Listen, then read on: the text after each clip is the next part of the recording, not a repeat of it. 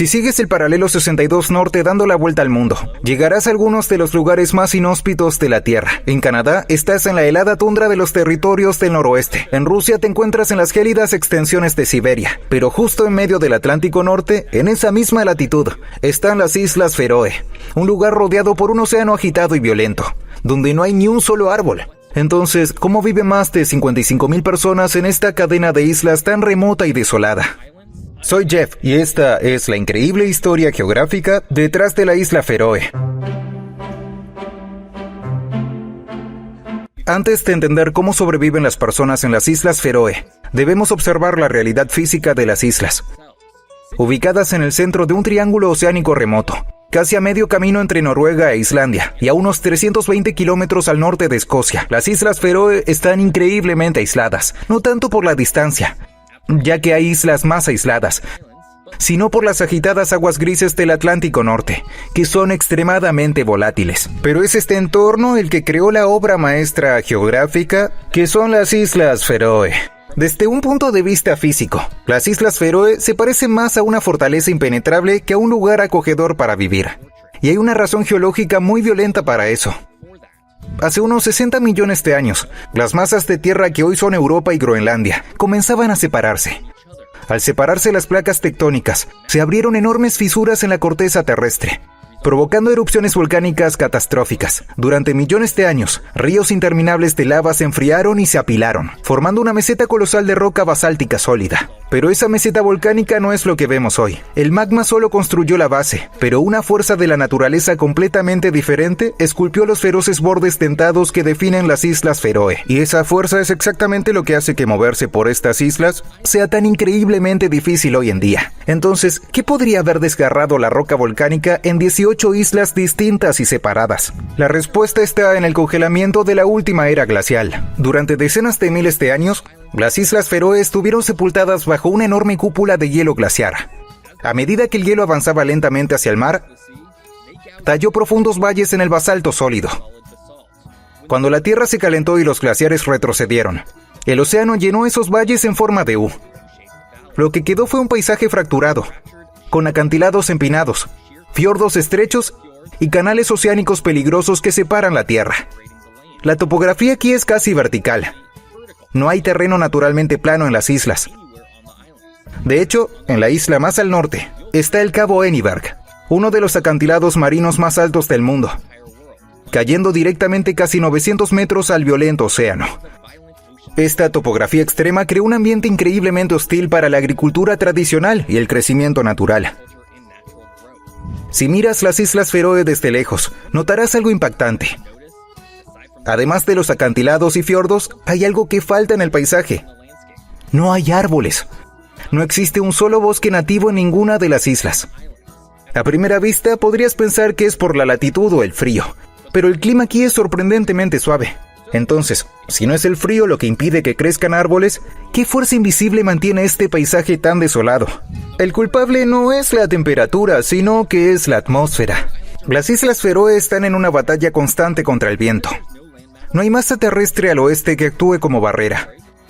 Así que las islas reciben de lleno todo el impacto del clima del Atlántico Norte. Fuertes vientos azotan las islas, trayendo consigo una capa de salitre del océano. Cualquier brote de árbol que intenta crecer es rápidamente azotado por el viento helado y la sal corrosiva que lo destruyen antes de que pueda llegar a madurar. En su lugar, las islas están cubiertas de una capa de esponjosas hierbas, musgos y turberas. Esto crea un manto verde y deslumbrante que cubre las laderas empinadas. Pero esto también significa que los primeros colonos no tenían madera para construir casas, barcos o fogatas. Para un observador casual, este lugar parece querer permanecer vacío. Es una prisión topográfica creada por hielo y viento. Sin embargo, la humanidad encontró un camino. Pero, ¿quiénes fueron los primeros en atreverse a navegar las aguas del Atlántico Norte? Pisar estos acantilados y decidir que este lugar imposible iba a ser su hogar.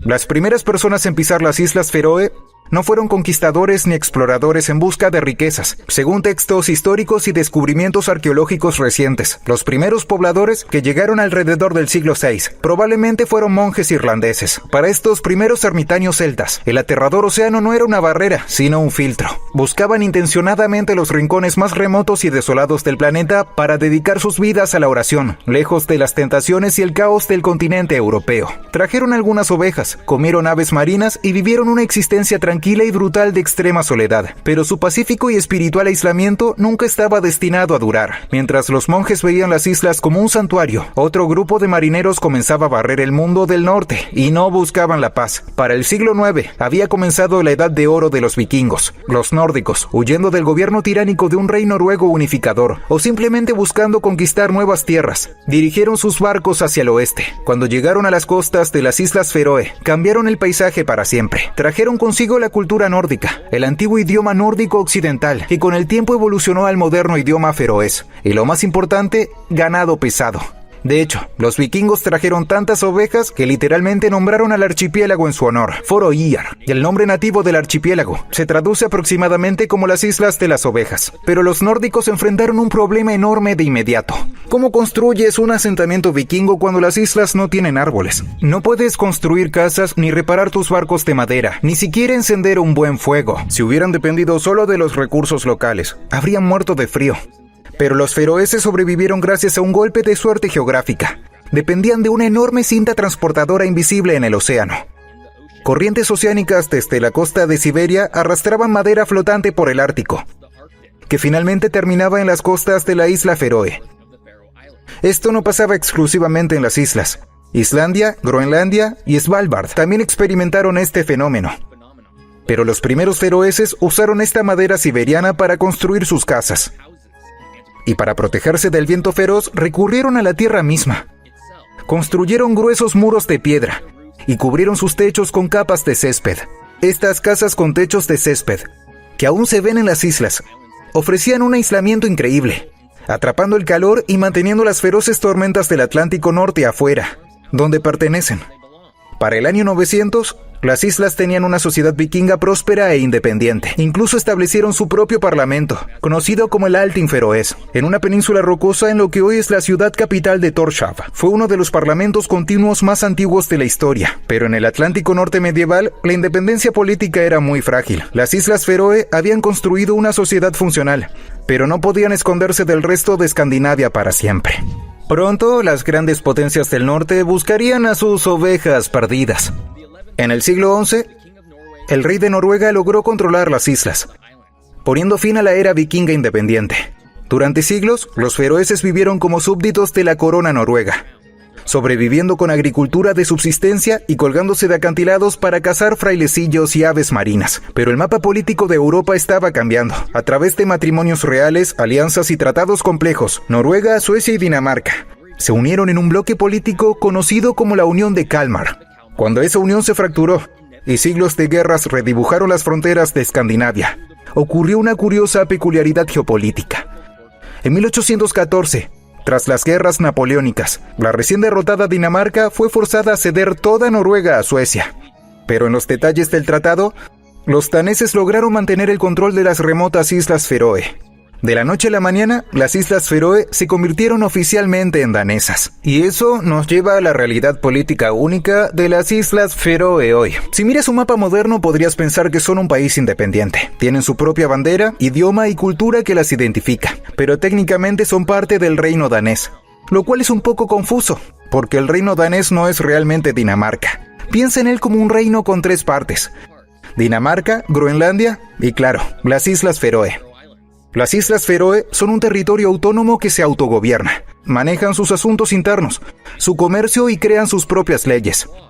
De hecho, aunque Dinamarca es miembro de la Unión Europea, las Islas Feroe decidieron explícitamente no unirse, principalmente para proteger sus derechos de pesca locales del Parlamento Europeo. El gobierno danés de Copenhague solo se encarga de la defensa militar, la justicia y los asuntos exteriores. Esto es similar a cómo el Reino Unido gobierna las Islas Malvinas o Tristán da Cunha. Así que para el siglo XX, Las Islas Feroe habían evolucionado de ser un refugio de ermitaños a un bastión vikingo y luego a un territorio autónomo de Dinamarca. Pero seguían atrapadas. La población estaba dividida en pequeñas aldeas pobres, separadas por acantilados y corrientes oceánicas violentas.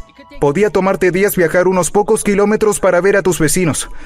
Sobrevivían, pero a duras penas. ¿Cómo es que esta población dispersa y aislada se transformó de repente en una de las sociedades con mayor fortuna, más conectadas y avanzadas del mundo? La respuesta está en aprovechar el mismo océano que los había atrapado y realizar algunos de los proyectos de infraestructura más impresionantes que el mundo ha visto. Sabemos que las Islas Feroe fueron forjadas violentamente por volcanes y hielo, y sabemos quiénes se atrevieron a asentarse allí. Pero eso nos lleva a la gran pregunta de la era moderna. Hoy en día, más de 55,000 personas viven en este remoto y desolado archipiélago, pero ya no viven en chozas destartaladas de madera flotante, y ciertamente no luchan por sobrevivir. De hecho, disfrutan de uno de los niveles de vida más altos del mundo. Entonces, ¿cómo es que una población tan aislada prospera en medio del agitado Atlántico Norte?